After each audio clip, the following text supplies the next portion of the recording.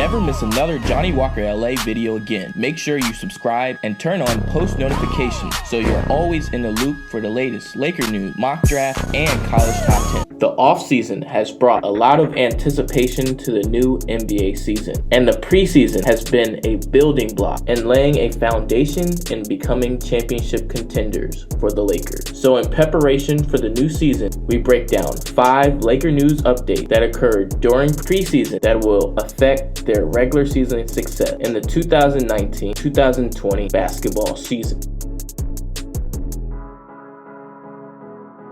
Game 1 of the preseason was an exciting moment for Laker fans as they would be given the first look at the skills Anthony Davis will bring to the purple and gold. And against the Warriors, Davis didn't disappoint, scoring 22 points and grabbing 10 rebounds in only 18 minutes of play. In preseason Game 2 versus Brooklyn, LeBron James would earn his title back as the Lakers player of the game with a 20-point, 6-rebound, 2-assist performance. But the Lakers would fall flat in their matchups in China with the Brooklyn Nets. Avery Bradley was the only bright spot in Game 3 as the Lakers' main stars would sit out the matchup. Bradley would lead the team in scoring with 14 points, 4 rebounds, and 2 assists. In preseason Game 4, the Lakers would return home but chose to rest 2 of their all-stars versus the Warriors. In this game, undrafted rookie Zach Norville Jr. would come to play, really impressing in a 22-point, 4-rebound performance in the Lakers' wire-to-wire victory. LeBron and AD would return for Game 5 and continue their dominance of the Warriors. With a bunch of flashy passes, LeBron James would lead the way in a blowout win with 18 points, 11 assists, and 4 rebounds. With most of the Lakers resting for Game 6, Zach Norville Jr. awoke again with a stellar 29-point, 3-assist, 4-rebound performance, but was wasted in a blowout loss to the Warriors. In the preseason, Laker fans are seeing the signs of a prime Anthony Davis ready to take over the league, with LeBron James on a vengeance tour. But just as important, the Lakers supporting cast are also stepping up when their all-stars are not in the game. This will be key to how far the Lakers will be able to go during the regular season.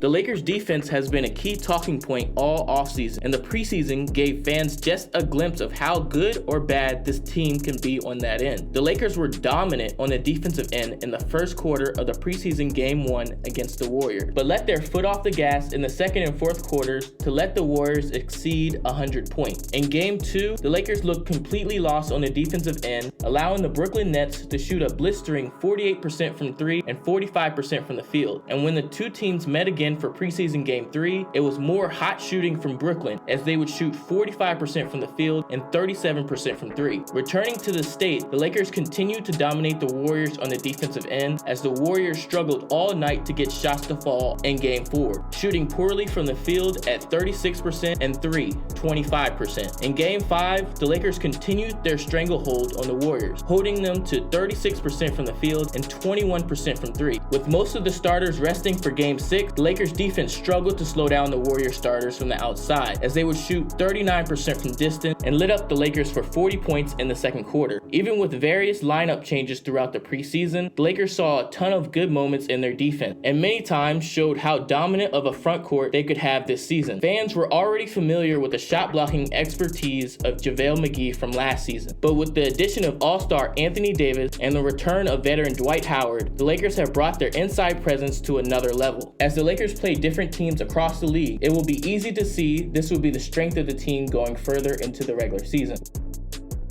A key weakness the Lakers needed to address this offseason was their shooting, and their offseason free agent signings were designed to increase both the Lakers' three-point percentage and free throw shooting. Game 1 of the preseason saw the Lakers continue to shoot poorly from both areas, shooting 30% from 3 and 63% from the line, but would still pull out a win thanks to leading by as many as 18 points in the first quarter. In Game 2, the Lakers displayed a strong shooting performance, shooting 39% from 3, but the trip to China would really hurt the Lakers' shooting percentages in the preseason. As Game 3, the Lakers would shoot a lowly 33% from the field and 15% from 3. The change of scenery saw the Lakers' shooting percentages increase with it, as Game 4 saw the Lakers' field goal and three-point percentage increase dramatically to 41% from the field and 34% from 3. Game 5 was the Lakers' most impressive preseason shooting performance, as they would hit 50% of their threes and shoot 59% from the field. In Game 6, even with many starters resting, the Lakers were still able to hit a high clip from distance, thanks to the hot shooting of Zach Noble Jr. and KCP, who combined to make 8 threes in this game, as the team shot 40% from 3 overall, but only 66% from the free throw line. While the Lakers' poor shooting has been an issue away from home during the preseason, it hasn't been too worrisome when the Lakers have a healthy lineup. Training camp and preseason has been a chance for a new Lakers team to gain confidence, consistency, and chemistry between one another to turn last season's weaknesses into a strength. Last season, the Lakers lost many of their players to injury, and this affected their on-court chemistry. Even before the preseason began, the Lakers lost a lot of their firepower when DeMarcus Cousins went down with a torn ACL. Since that horrible incident, Cousins has undergone surgery and is on the path to recovery.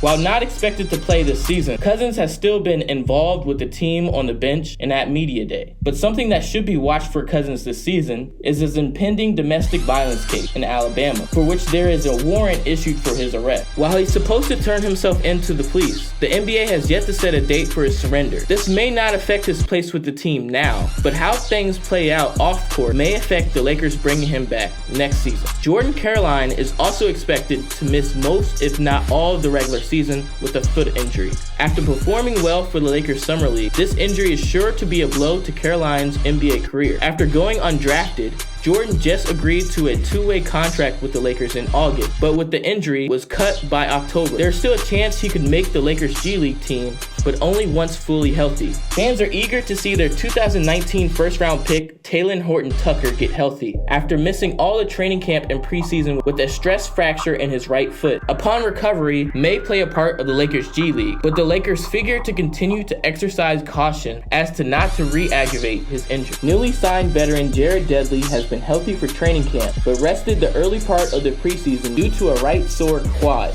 He would return to play in Game 3, 4, and 5 of the preseason. While his opportunities to impact the game may not be many, he can still be useful by always being prepared to contribute to the team. Former Golden State Warrior Quinn Cook may have shown up to play in only one preseason game due to nursing a calf injury, but made quite an impression in his preseason debut in preseason Game 5, scoring 16 points and 3 assists in only 15 minutes of play. Seeing him knock down shots in preseason was a great sign of things to come in the regular season. Recently acquired All-Star Anthony Davis would suffer a sprained right thumb in the preseason Game 3 in China. After only discovering a grade 1 sprain, Davis would miss only one game before returning to play preseason Game 5, but rest the final preseason game. Davis appears to have recovered well from this injury, but his shooting should be still watched closely as he has had a history of hand injuries which have affected his shooting in his career. Potential starter Kyle Kuzma would miss all of preseason due to ankle soreness sustained from playing with Team USA this summer.